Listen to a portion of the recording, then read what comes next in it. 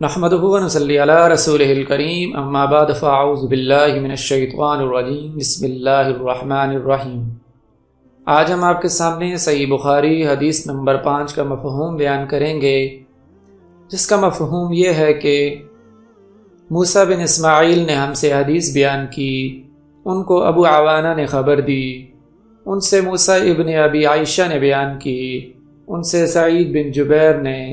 انہوں نے ابن عباس رضی اللہ عنہما سے کلام الہی لا تحرک به لسانک لتجعل به الف کی تفسیر کے سلسلہ میں سنا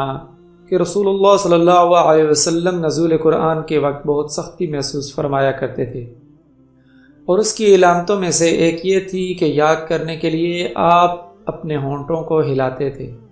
ابن عباس رضی اللہ عنہما نے کہا، میں اپنے ہونٹ ہلاتا ہوں جس طرح آپ ہلاتے تھے۔ سعید کہتے ہیں،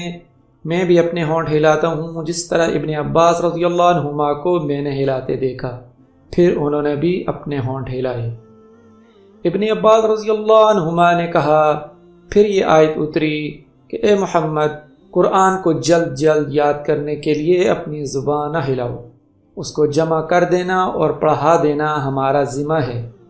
ابن عباس رضی اللہ عنہما کہتے ہیں، یعنی قرآن آپ صلی اللہ علیہ وسلم کے دل میں جما دینا اور پڑھا دینا ہمارے ذمہ ہے،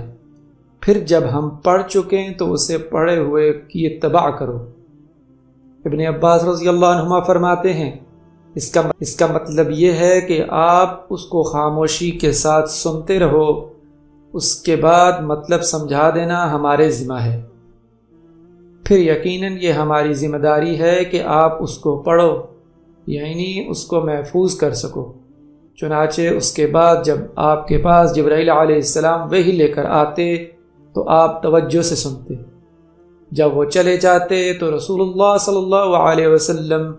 اس وحی کو اس طرح پڑھتے جس طرح جبرائیل علیہ السلام نے اسے پڑھایا تھا۔